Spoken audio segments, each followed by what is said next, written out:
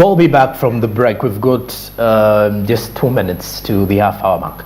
Now, our topic of discussion is entirely going to be discussing tax mobilization. We're going to be looking at the taxman in more insightful conversations this morning. Now, our discussions today are going to be shaped around quite many things, but mainly from the customs side, customs unit. We want to understand more of the tax amendment in the manufacturing sector, and then also look at the prospects of this financial year that we're already in. 2 months already down, July and August, and we're counting more months to come. But also looking at how will the Uganda Revenue Authority hit the target that was set, 25.1 trillion shillings. Now with me, I'm joined by tariff officers from the Uganda Revenue Authority. One on the person who is actually next to me on my left is Esther Nora Nakaima from the Uganda Revenue Authority. Thank you for joining us. You're welcome. Good morning. Good morning. And on my extreme left, I've got Alan Mwebaze, who is also from the Tariff Office. Good morning, and thank you for joining us this morning. Thank you. Okay. Now I'll start with Esther. First of all, what are some of those amendments that were made from the customs unit? Well, in line with the national budget theme of full mobilization of the Uganda's economy through agriculture, commercialization of agriculture, industrialization, broadening and expanding of services, and then digital transformation and market access. There are very many changes that have been put in place by government in this financial year 2022-2023. And these amendments are all driving the economy to having more employment opportunities, having increased revenue, protection of the local production, and then also growing the tax base, that is the domestic revenue that we expect to collect from this financial year. Now, there are very many various tax amendments that would include that were included in VAT, that is the value added tax, and then there is a lot in the income tax, the rental tax. But I'm here today specifically to dive into the amendments that were made particularly in customs, and I will look furthermore into the details of the amendments in the manufacturers or the industrialization sector. Yes, there are so many amendments that were made that are there to boost the industrial sector, to encourage them produce more, to reduce on the importation of the goods that we are currently importing, yet they can be made in our country. Okay. Yes. So I want to understand, do these amendments target pushing for the Buy Uganda, Build Uganda policy, where we need to at least focus more on local manufacturers, or is it just limiting those who are importing? It is a two-way thing. Okay. We are limiting those importing, and then encouraging people to do what we call the boo-boo. Okay. Build Uganda, buy Uganda, build Uganda. Right. Boo-boo, yes. And I think if we are to look at that, it will be very helpful for Uganda and the local producers, especially those under the manufacturing sector, to see that we have ready market for our goods here. Now let me bring in Alan here. Last financial year, if you can give us more of a review of the performance, how did the customs unit perform? Because URA failed to hit the target, but then from the customs side, apparently, they hit the target and even went far beyond. Thank you. Good evening, viewers. The last financial year, which is 2021-2022, customs were given a target of 9.46 trillion, correct, which they surpassed by a margin of close to 800 billion. And when I raised more things about what made the correction to be perfected in the last financial year, there are so many incentives that customs has put in place to aid importers to clear their consignments. Okay. And along the way during the last year financial year, they introduced scanners on so many entry points. And those scanners actually aided a lot in knowing what is really declared by the importers, and it helps in improving the analytic system, analytic data to know that if this consignment has passed through the border, then it should be the same consignment that is cleared to the taxman. Okay. And if you were to break down some of these figures, I need to understand also, you hit the target, you exceeded the target. Yeah. And that's a win-win, I guess, for the revenue collectors. Let's get back now to tax mobilization a little bit from the manufacturing sector.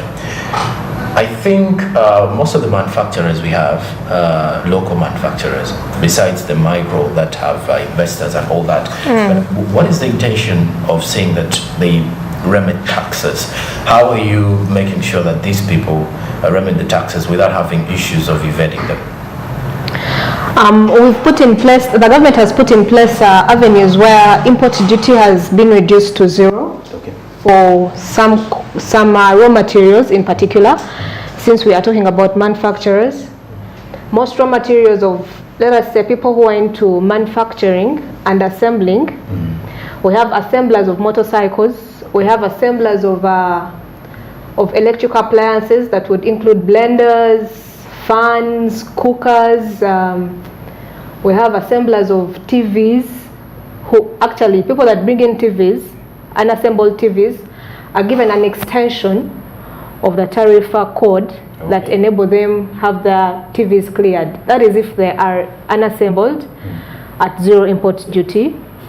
And then we have other raw materials. Let us talk of people that are manufacturing sanitary towels, reusable sanitary towels.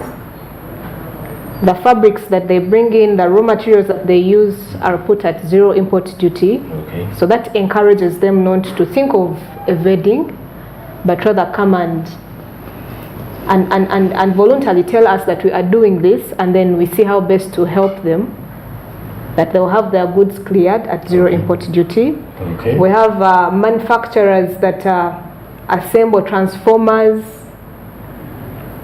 manufacturers that assemble or that actually make various items that are catered for in that sector of manufacturing.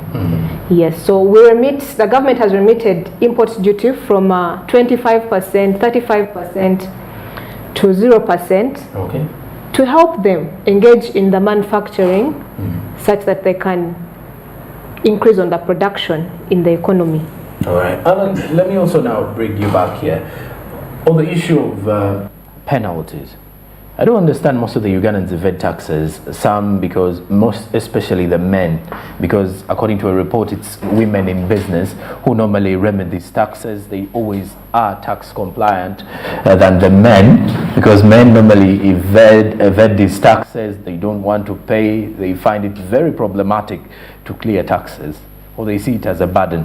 So which penalties have been set in place after the tax amendments that if someone fails to pay these taxes, this is what they will face in the long run? Thank you. For the penalties, okay, let's drill into the customs bit. Let's say a gentleman is smuggling goods. Okay. He has smuggled goods and he's caught smuggling the goods. Yes. We have the law put in place by the East African Customs Management Act book that was published in 2004 that gives a penalty for each offense that you make. If it's smuggling, it's on the liberty of the commissioner to push a penalty $10,000 per consignment. So the commissioner can set a target to $10,000 for each consignment that actually is smuggled out of the customs premises. And that penalty is put there actually to tell the taxpayer, tell the invader that look here, this penalty might be way high, but you can actually pay and avoid this, and avoid smuggling goods out of customs. Yes. Okay, and well, penalties are always there if at all you're evading these taxes for any personnel that was supposed to be remitting them as a business person. But now let's also have a look at the situation of traders in Uganda, the trader community. Oh, no, especially the manufacturers, local manufacturers. I love focusing more on the small manufacturers, reason being, at least I think this employs quite a huge number of players in the country. Are these people included in this tax amendment? Yes, as long as you are a manufacturer and you are registered with the Ugandan Manufacturers Association, Okay. you qualify for that incentive. Okay. So, and also looking at how you can, for example, the small, these are small scale manufacturers, and some of them may not be able to clear some of these taxes. Is there any way that the revenue collectors have at least found a way to deal with these people? Or I wouldn't want to say you need to be at least more easily on them or anything, but I would want to understand, is there any way that you're dealing with these people quite differently from these other micro players in the field? Well, if you come out and let us know that you are a manufacturer and the manufacturers or the industrial sector Okay. is a sector that we are driving right now to see that we have an economy that is industrialized. So if you let us know that you are a manufacturer and you are a small manufacturer and you are registered as a manufacturer, we will help you. We will put on table all the information that will help you out, and we will guide you throughout to ensure that you will not pay those taxes that are catered for or that are included in the what? In the incentives. The challenge comes in if you do not come out to let us know, and then you sit back there and suffer alone. If you let us know that, hey, I am a manufacturer and I need help in this and this, we will avail you all the assistance. If you don't let us know, you will end up crying that the taxes are too high. They are too high. You can add, sure. Thank you, Joe. Now, for small scale manufacturer, okay, we discuss a small scale manufacturer. Now, we have different incentives that actually give to every player in the manufacturing sector. In the event, let's assume, Joe, you're starting like a small business. The guidelines are very simple. One, we'll come and inspect your premises. If you have a production line, let's say you're producing juice, you have a production line. But before even that production line, you imported machinery worth a certain figure. Okay. If that machinery hits a threshold and you're into manufacturing, because at the point of registering your tin as a manufacturer, the domestic tax normally actually gives you the VAT treatment, deferment, the VAT treatment. Okay. So if you're registered with VAT and income tax at the point of starting your small company, that means that machine that you import, if the VATable value is above $4,000, Okay. that machinery will defer VAT. Okay. So meaning you're not paying VAT at importation. All right. Secondly, is that machinery will fall under Chapter 84 and 85 of the East African Customs Management Common External Tariff. Okay. Chapter 84 and 85 will exempt all machinery from import duty. So you're having import duty zero. So you're not paying import duty zero, you're not paying VAT zero. So the only component that you're left with is withholding tax, which is your tax actually. Because if you remit it at importation, it means when you're making your income returns, your returns, that money is used as your money, not a government money. Okay. That's the first way how we can actually help you to rise up to a middle or a large taxpayer. Okay. Now let's also bring it to the East African community. Movement of goods from Uganda, Kenya, Tanzania become very hard, more especially for the Ugandan traders. And most of them say at least Uganda Revenue Authority is actually more welcoming than the other Kenya Revenue Authority, the other side. Is there any way that you people have set up dialogues to help our local traders? Because regardless of the fact that we want to see manufacturers here getting the market, we would as well want to hit markets on the East African community as well. But is there any way that you've got discussions to enable our traders have fair taxes as they're moving into the other countries across the border? Well, I believe according to the situations we've had around in the economy, we've heard of the agriculture sector that has recently been having challenges with, in particular, the poultry people. You've heard of them crying about their eggs not being accepted, the maize. And we've had so many dialogues being taken on to ensure that there is market on the other end of the East African countries. I believe the dialogues are on. Okay. Now, let me get back to Alan. I need to know of the clauses. I think I didn't ask this question, the clauses in the tax amendments from the manufacturing. I really need my viewers to understand these clauses, at least the top 3 tier clauses that are into these amendments. Thank you. From my colleague's perspective, said manufacturers are given remission. Remission would mean import duty remission. If the item is, if the raw material you're importing is by external tariff is 25%, it means that remission will reduce it either to 10% or to 0%.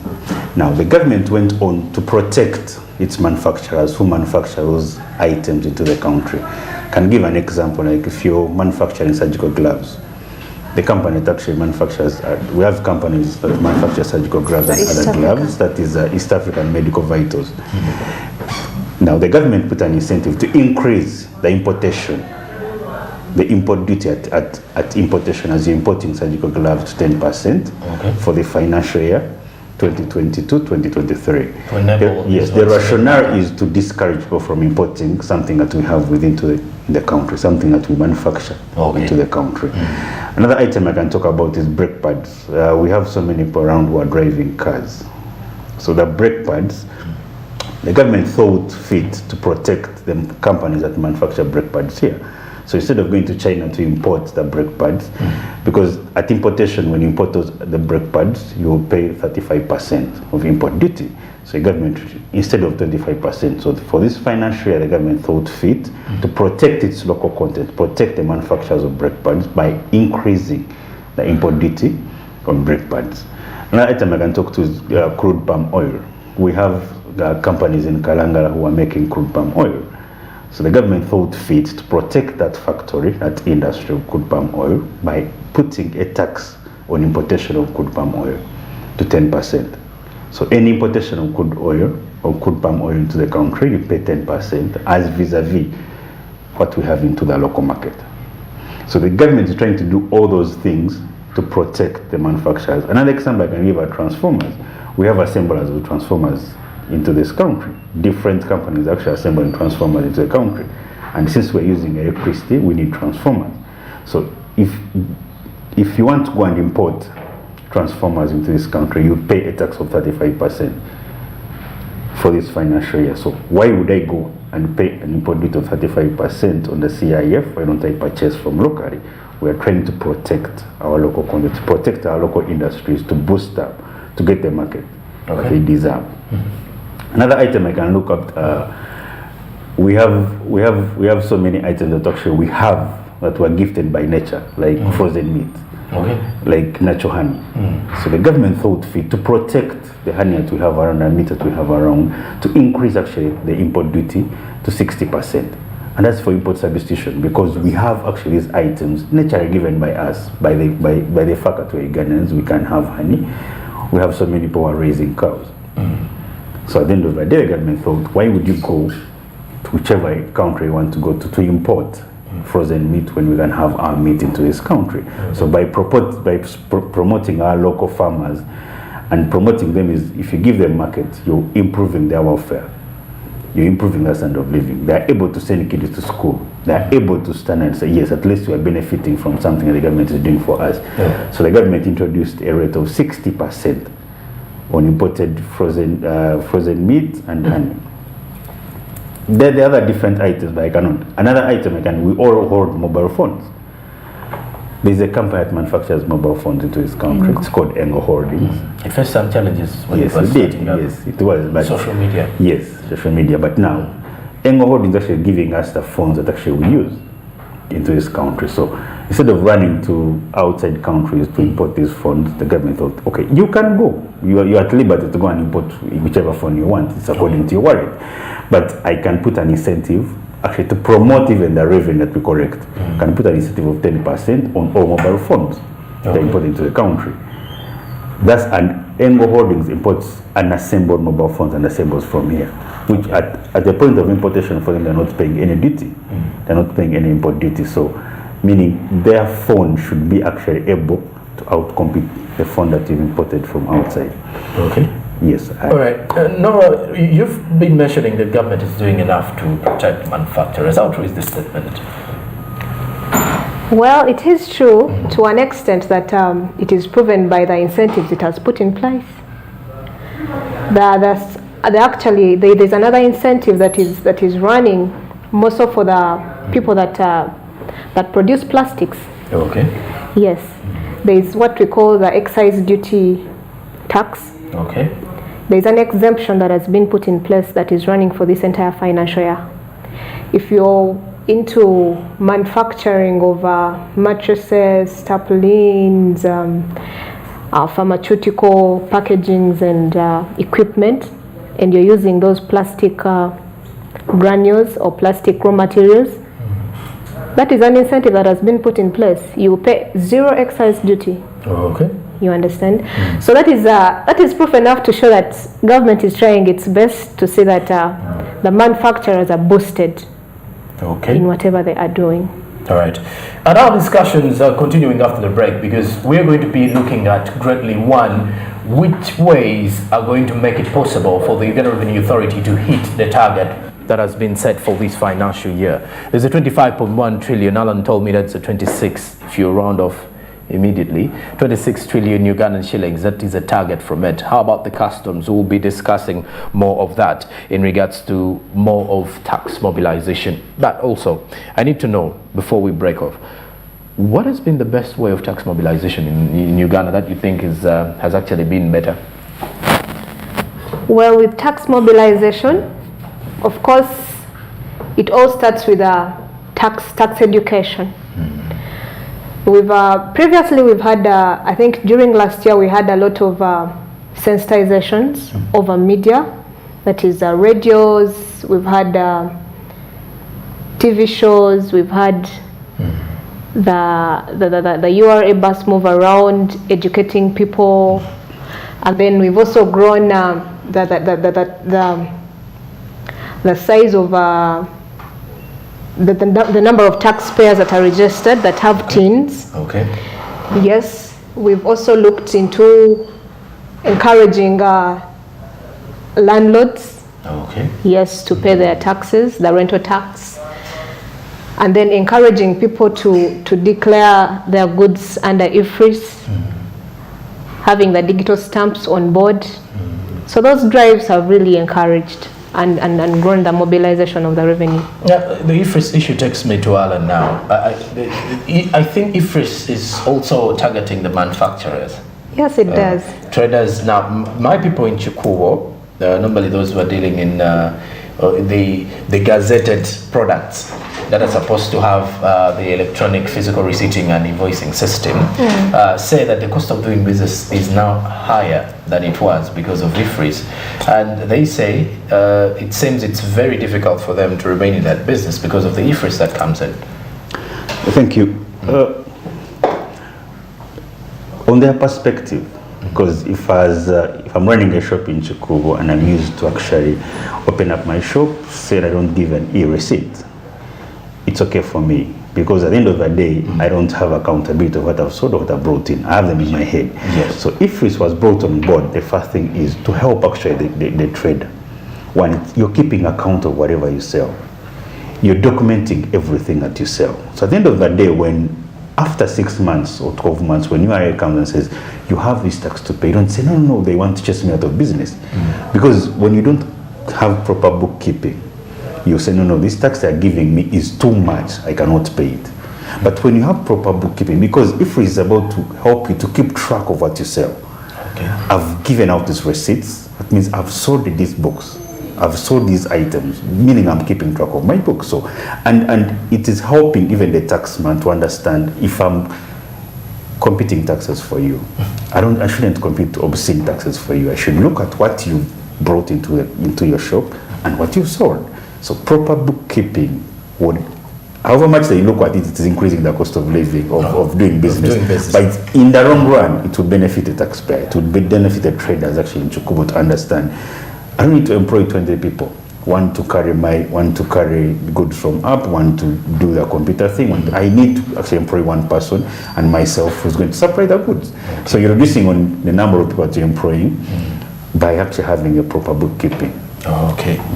And the auditing comes easier for you at the end of the month, Yes. I guess so. 6 minutes to the top of the hour. After the break, we look at the Uganda Revenue Authority's set target for this financial year. How will they be able to achieve it? Is it a realistic target, or is it an understatement from me thinking they can't hit it? Stick around with me. Good morning.